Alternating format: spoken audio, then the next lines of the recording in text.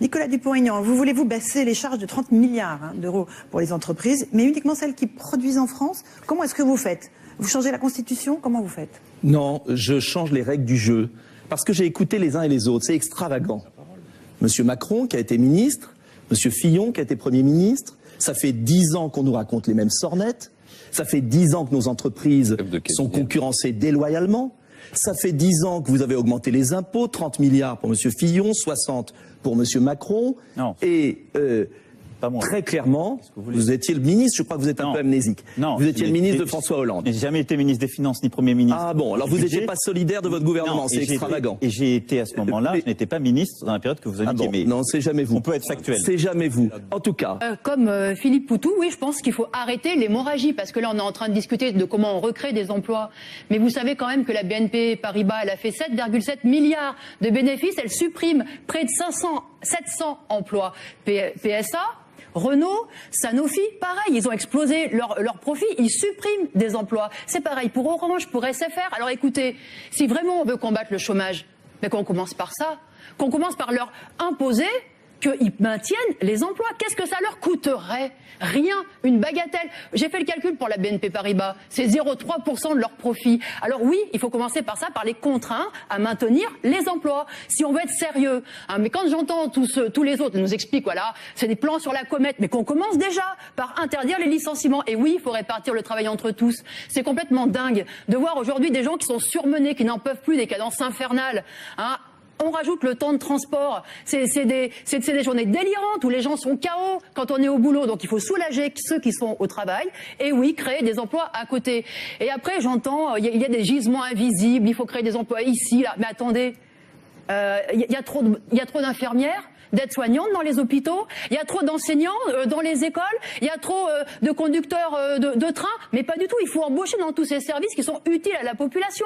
On le sait tous, il manque des bras dans tous ces secteurs, dans les crèches, dans les maisons de retraite. Nous parlerons des services publics tout à l'heure. Voilà, il y a effectivement les moyens de créer des emplois, mais ça veut dire, oui, avoir une volonté, et la volonté non pas de faire des cadeaux au patronat, mais la volonté de prendre sur les profits qui existent aujourd'hui dans la société. On oublie de dire à chaque fois qu'il y a près de 300 000 Français qui sont travailleurs détachés. Donc vous irez leur expliquer les uns et les autres que dès demain, c'est fini pour eux. Oui. Non, le problème, c'est le travail détaché illégal. C'est quand on contourne la loi et quand on ne le respecte pas. C'est ça le problème. Non, monsieur. Pardon de vous le dire, mais si. Alors, pas tous en même temps. Non, mais c'est trop facile. Et donc, là-dessus, moi je peux vous le dire, on a pris, quand j'étais ministre, j'ai fait voter une loi qui a permis justement de contrôler cela en mettant des cartes d'identité dans le BTP. Eh bien, c'est en train de marcher. C'est en train de se développer. On va parler de l'Europe dans un instant. Et donc, mais c'est totalement faux. Mais vous irez expliquer dans ces cas-là à des centaines de salariés français qui ferment leur emploi.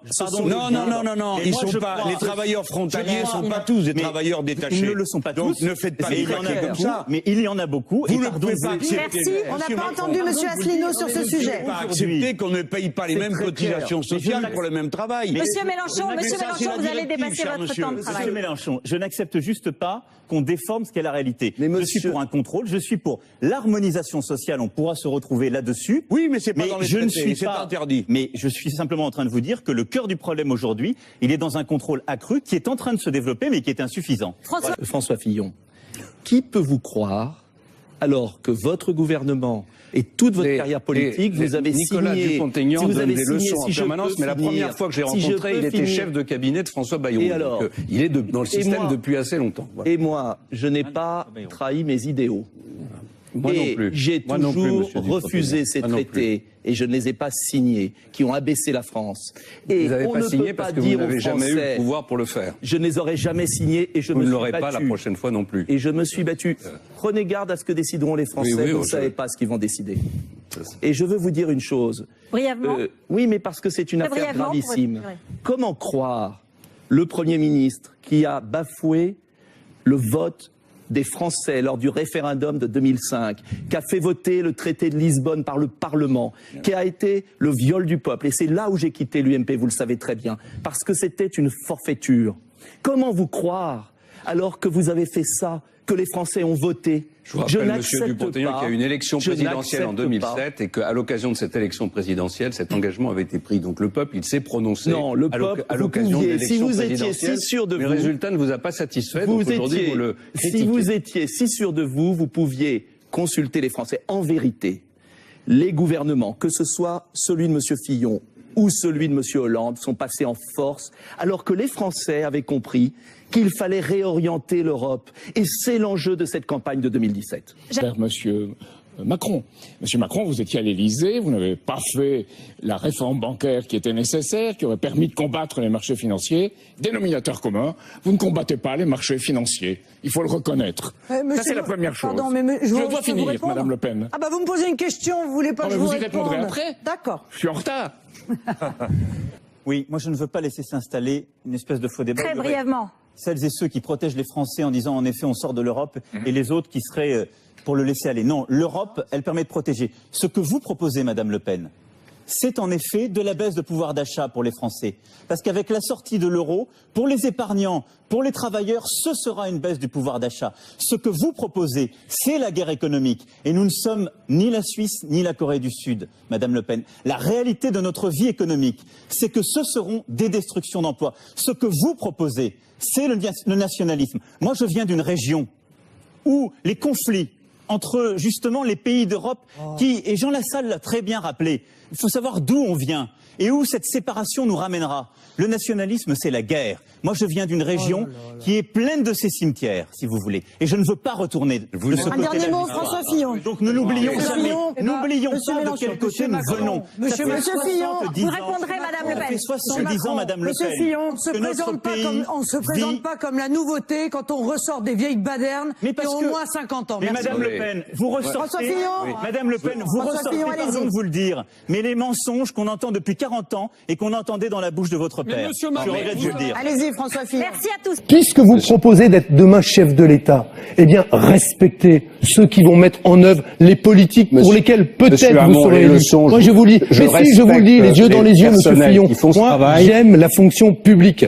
C'est pour ça que je veux la soutenir. Vous voulez la ruine de notre pays. Non, mais j'aime la fonction publique. D'abord, vous l'avez ruiné le pays. Ça vous a pas empêché de supprimer des postes. Et vous venez nous donner la leçon 5 ans après, alors que vous avez laissé le pays dans un état de ruine. Pour les services publics. Moi, ce que je propose, c'est de défendre nos services publics partout où on en a besoin, et ils sont en effet le socle de notre égalité. L'égalité des chances, simplement, il faut faire des choix. Il faut faire des choix, il faut moderniser notre fonction publique, il faut investir, il faut décider des priorités. C'est ça ce que fait un chef. Et donc, très concrètement... J'ai rien compris. Non, mais j'ai le droit de vous dire... Je sais très bien... Attendez, laissez-le parler, Emmanuel Macron. Je ne vous ai pas interrompu, vous pourriez avoir la courtoisie. Voilà. Donc ça veut dire que sur l'école, il faut ramener à 12 enfants par classe en CP, CE1, le nombre d'élèves dans les zones REP et REP+. Ça, c'est très concret. Vous allez à l'île de la Réunion... Zone d'éducation prioritaire. Vous embauchez, tout à fait. Alors, où vous supprimez? Alors... Non, mais j'aimerais savoir. Vous pouvez jouer le rôle des journalistes. J'ai eu une grande courtoisie avec vous, Monsieur Dupont-Aignan. Emmanuel Macron, allez-y, s'il vous plaît. Droit d'interroger Monsieur Macron, hein. Sinon vous intervenez systématiquement. Ça commence à être voyant, je vous le dis, hein. Pas d'attaque personnelle, Marine Le Pen. Tout à l'heure, ça devient voyant. Non, Madame Le Pen, laissez les débattre, ce sont des grands garçons quand même. Ils sont tous les deux candidats à l'élection présidentielle. Monsieur Macron est à 15 minutes et il est minuit passé. J'en appelais uniquement à la courtoisie collective. Sur ces sujets, je vous ai, vous madame, vous monsieur, laissé développer une cohérence d'argumentation. Je voudrais juste avoir la même chose. Donc c'est ça qu'on met en avant comme service public. Après évidemment la question qui est posée, puisque j'entends beaucoup parler de on rase gratis et tout ça, c'est quand même terrible venant de gens qui prennent les politiques ultralibérales. Jusqu'à présent, on pense que ceux qui rasent gratis, c'est plus pour les patrons, les capitalistes, les milliardaires, y compris les politiciens. Quand on voit même un Fillon qui se dit préoccupé par la dette, mais il y pense moins quand il se sert dans les caisses publiques, quand il paye sa famille. Donc nous, par rapport à la nuit, lorsque l'on a des gouvernements qui trouvent par exemple que Al-Nosra fait du bon boulot alors que il s'agit quand même d'actions terroristes qui sont de temps en temps classées avec Al-Qaïda ou non, il faut mettre un terme à ça. Il faut mettre également un terme à toute complaisance avec l'émirat du Qatar ou avec l'Arabie Saoudite, qui sont, on le sait, parmi les principaux pourvoyeurs financiers et d'armes du terrorisme islamiste. J'aimerais d'ailleurs que Monsieur Macron nous dise ce qu'il en pense. Je suis d'accord avec vous sur ce dernier point. Ah, vous êtes toujours d'accord avec tout le monde? Non, ce n'est pas vrai. Ça, Monsieur Poutou, vous pouvez reprendre les éléments de langage de certains autres, mais vous aurez noté ce soir qu'il y a des vrais désaccords avec certains, mais sur le Qatar et l'Arabie Saoudite, je n'aurai aucune complaisance. Alors, Monsieur Fillon a dit tout à l'heure, a donné des chiffres complètement délirants qui doivent venir encore de l'Institut Montaigne, je suppose. Moi, mon programme, il est chiffré. C'est en l'occurrence 80 milliards d'économies et 90 milliards de dépenses et de baisse d'impôts. Ben, il faut bien faire des dépenses, Monsieur Fillon, pour effectivement recruter 15 000 policiers et gendarmes supplémentaires, puisque vous en avez supprimé 12 500 lorsque vous étiez Premier ministre. Il faut évidemment des moyens pour remonter le budget de l'armée, puisque vous avez, Monsieur Fillon, supprimé 54 000 militaires. Le moins qu'on puisse dire, c'est que vous n'êtes pas un visionnaire, parce que chacun était capable de savoir à l'époque que le danger terroriste était majeur. Et il était majeur parce qu'en matière de politique internationale, le gouvernement que vous avez dirigé a fait n'importe quoi. Elle est allée porter les fondamentalistes islamistes au pouvoir en Libye. Elle a fragilisé l'intégralité de la région. Alors maintenant, nous avons le fondamentalisme islamiste sur notre sol. La France est une université des djihadistes. Je le dis clairement, c'est une université des djihadistes. Ils se préparent. Marine Le Pen, François Fillon va vous répondre. Les associations, mais écoutez, vous avez parlé, Monsieur Mélenchon, vous êtes toujours en train d'écarter ce genre de difficultés. Madame Le Pen, ça vous arrange. Non, ça ne m'arrange pas. Mais si, ça vous arrange, ça vous fait prospérer. Non, mais vous avez, je sais que vous avez beaucoup de complaisance pour les fondamentalistes. Non, mais moi, je veux que ça vous arrange. Et on l'a vu, Tant qu'il y en a, vous pouvez continuer à faire votre numéro. Et on l'a vu, lorsque des femmes sont interdites d'entrer dans des cafés, vous leur trouvez des excuses. Moi, je n'en trouve pas. Moi, je dis aux Français. Vous manifestez aux côtés des pires intégristes. Vous et votre nièce. Moi, je dis aux Français. Vous êtes avec nous. Un président exemplaire, c'est quoi pour vous? Je vais pas répondre directement à la question, parce que je pense que c'est la séquence émotion du débat. Parce que c'est vrai que non, mais question de moralité politique, en politique, on est servi quand même depuis quelque temps. On connaissait des vieilles histoires depuis très longtemps de triche, de vol, de mensonges. Là, on a eu Dassault récemment qui a été condamné de la prison. Dassault, c'est quand même aussi un politique, c'est un milliardaire patron du Figaro. Et il y a beaucoup de noms qui sont donnés, mais vos propositions. C'est pas parce que j'ai pas de cravate qu'il faut me couper. Oh non, voilà. Bon. Pas du tout. Donc la question, c'est déjà parler de ça, de la situation. Donc Dassault, je disais, donc je reprends. Il fait pas de prison parce que le monsieur est un peu trop vieux. Clause humanitaire, tant mieux. À côté de ça, on a Balkany, c'est toute une œuvre, là, le père, le fils, tout le monde triche, tout ça, voilà. Donc on est dans ce contexte-là. Et là, depuis janvier, alors là c'est le régal, une campagne super, Fillon, voilà, il est en face de moi.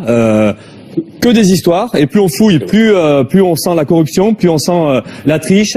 Et à côté de ça, donc en plus c'est des bonhommes qui nous expliquent qu'il faut la rigueur, qu'il faut l'austérité, et eux-mêmes ils piquent dans les caisses publiques. Donc il y a quand même un petit problème de ce côté-là. Après vous pourrez parler. Non, Monsieur Fillon, vous pourrez parler après. Comme ça. Oui, non, d'accord. Oui. Merci. Donc bon, c'est ce que j'ai dit, je l'ai dit. Ensuite, il y a aussi Le Pen, à côté. Alors, elle va peut-être réagir aussi, mais Le Pen, pareil, on pique dans les caisses publiques. Alors là, c'est pas ici, c'est l'Europe. Alors l'Europe, pour quelqu'un qui est anti-européen, ça gêne pas de piquer de l'argent de l'Europe. Et le pire, c'est qu'en plus, le FN, qui se dit anti-système, ne s'emmerde pas du tout, se protège grâce aux lois du système, grâce à l'immunité parlementaire, et donc refuse d'aller aux convocations policières, donc peinard. Donc là, tout ça, ça illustre. Ce coup-là, vous êtes pour la police. Ça illustre, quand nous on est convoqués par la police, nous ouvriers, par exemple, on n'a pas d'immunité ouvrière. Désolé, on y va. Voilà. Vous avez une chance. Le système vous protège. Tant mieux pour vous. Mais là, moi, ça permettra de dire que l'antisystème, c'est de la foutaise. Maintenant, je vais finir sur la question de ce monde politique. Donc, nous, on pense que le problème des politiciens corrompus, parce que c'est quand même très généralisé. On dit pas que tout le monde est comme ça, mais il y a un problème. Et ça, c'est la professionnalisation de la politique. Voilà, donc, on a des gens déconnectés de la population, surpayés, 6 000, 7 000, 10 000 euros, députés, sénateurs, ministres. Et ça, c'est scandaleux. Donc, je rappelle quand même que le salaire minimum aujourd'hui, c'est 1 100 euros et qu'il y a plein de gens qui vivent en dessous du seuil de pauvreté. C'est à peu près 9 millions de gens. Donc, tout ça, c'est scandaleux, c'est écœurant. D'ailleurs, ce que je dis là, plein de gens m'ont tweeté, m'ont dit des SMS, vas-y, balance ça, il y en a ras-le-bol. Donc, c'est ça qu'on a envie de dire. Donc, nous, on pense qu'il faut limiter le salaire des politiciens, maximum le salaire moyen d'un salarié. Il faut arrêter le cumul des mandats. Et ça les rendra moins corrompus de baisser leur salaire? Au moins déjà ils courront moins après le poste, déjà on pense, ça sera moins payé. Et l'autre truc, l'autre truc qui peut être avantageux, c'est qu'ils auront peut-être envie d'augmenter plus facilement le SMIC et les salaires puisqu'ils seront directement concernés. Donc non, s'il vous plaît, s'il vous plaît. on est dans un débat présidentiel, chacun donne son opinion, mais peut-être pas de réaction du public. Vous êtes chacun derrière vos candidats, un peu de sérénité et de l'écoute pour tout le monde. Merci beaucoup. Marine Le Pen, peut-être. Non, j'ai pas fini. Je finis juste quelques secondes. Donc, plus de cumul de mandats, plus de carrière politique sur la durée et en même temps. Et puis, qu'est-ce que je voulais dire? On va parler des institutions tout à l'heure, Monsieur Poutou. Vous avez le temps. On va parler des institutions. Ok, bon, ben voilà, j'arrête. Gardez un peu de temps pour tout à l'heure. Marine Le Pen voulait répondre à ce que vient de dire Philippe Poutou. Non, je note que M. Poutou doit être aussi alors contre les salariés protégés, c'est-à-dire les procédures particulières pour protéger les salariés parce qu'ils ont un mandat et que du fait qu'ils ont un mandat, eh bien, ils pourraient peut-être être persécutés, en l'occurrence par leur employeur. Quand on est député et qu'on est dans l'opposition, car moi, à la différence de beaucoup, j'ai toujours été, pour l'instant, dans l'opposition. Je n'ai jamais participé à aucune majorité. Je n'ai jamais été ministre. Eh bien, oui, en effet, je suis persécuté politiquement. Je le dis très clairement dans le cadre d'affaires dans lequel il n'y a pas l'ombre d'un soupçon d'enrichissement personnel et dans une affaire où, en réalité, on reproche à nos assistants de lutter, de ne pas travailler pour l'Europe. Alors, c'est vrai, ils ne travaillent pas pour l'Europe, ils travaillent contre l'Europe. Voilà. Et j'en suis ravi parce qu'il fait la même chose que ce que font leurs députés. Marine Le Pen, comment est-ce que vous garantissez... Moi, ce que je pense... Marine Le Pen, vous ne vous êtes pas rendu à la convocation de la police. Comment est-ce que vous garantissez aux Français qui nous regardent que vous serez exemplaire si vous êtes élue présidente de la République? Je vois pas le rapport, madame. Je viens d'expliquer les raisons pour lesquelles. Je viens d'expliquer les raisons pour lesquelles, en l'occurrence, étant député, je bénéficie d'une immunité parlementaire. Et l'Assemblée à laquelle j'appartiens, eh bien, va être chargée de regarder s'il n'y a pas une persécution judiciaire. Et s'il n'y en a pas, elle lèvera cette immunité et j'irai, comme je l'ai déjà fait d'ailleurs, devant les juges. Vous m'aviez d'ailleurs à l'époque, vous autres journalistes, déjà condamnés. Il se trouve que le juge, lui, m'a mis hors de cause. Vous voyez, comme quoi, tout arrive. Bien. Il n'y a pas que l'affaire européenne. Il y a aussi une affaire de financement dans laquelle votre parti est également... mais madame, excusez-moi, mais c'est un interrogatoire, là Non, pas du tout. Je croyais que c'était un débat, mais il semblerait que là, les procureurs, tout d'un coup, ont mis leur veste, non? Leur robe, peut-être. Bon. Monsieur Macron, ça ne vous a jamais choqué que la banque Rothschild organise les transferts de grandes entreprises françaises? Je pense à Alstom, Alcoa. Oui. Je ne dis pas que vous aviez intérêt, mais vous auriez peut-être dû, à ce moment-là, dire stop à cette banque. Parce que comment peut-on après faire confiance aux hommes politiques et aux ministres Monsieur Dupont-Aignan, s'il y a Monsieur Dupont-Aignan d'ambivalence? C'est tout ce que je demande. Mais vous avez totalement raison, j'espère. Mais je le comprends très bien. Simplement, moi, je suis pour la transparence, la responsabilité, mais pas le soupçon généralisé. Et donc, c'est simple. Oui, mais juste sur aucun de ces soupçons, est-ce qu'il ne faut pas arrêter avec ces entreprises, ces banques qui joue un rôle terrible. Et vous aurez toujours des banques. Laissez-le répondre. Vous aurez toujours des banques dans la vie économique. Oui, mais je peux vous dire. Des banques qui dépassent notre industrie. Si vous m'autorisez, je vous en prie. Je vous remercie. Donc, le casier judiciaire vierge pour toute personne se présentant à un mandat électif. On le demande à de très nombreuses professions, c'est normal de le faire. Je pense en fait que, comme le disent les Chinois, le poisson pourrit par la tête. Et pour moraliser la politique française, il faut déjà que le président de la République soit respectable. Il faut par exemple qu'il ne parte pas, n'est-ce pas, comment dirais-je, qu'il ne bénéficie pas de façon exagérée des avantages de sa fonction. Je pense par exemple qu'il n'a pas à se présenter, se faire la une des magazines avec sa femme. D'ailleurs, si je suis élu président, ma femme sera la femme du président de la République. Elle restera discrète. Il n'y aura pas de first lady. Il n'y aura pas de first lady à l'américaine ou monarchique. Je pense aussi d'ailleurs... Elle restera à la maison? Non, elle fera sa profession, elle aura sa profession.